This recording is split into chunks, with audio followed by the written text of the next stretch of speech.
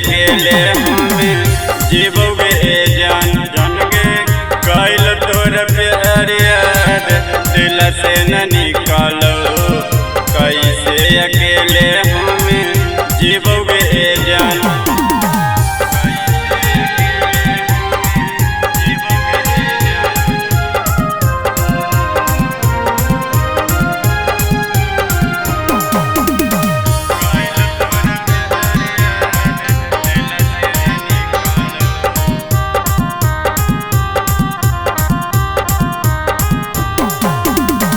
कैसन लिखल हो भाग्य विधाता अकल के जिंदगी में आने गे जान।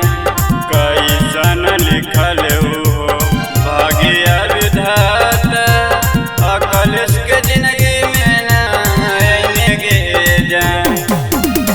दिल के जख्म तुम सुन गे सनम जिंदगी में गम देखे जैमे गे जान जान गे कैल तोर प्यार याद दिल से न निकालो कैसे अकेले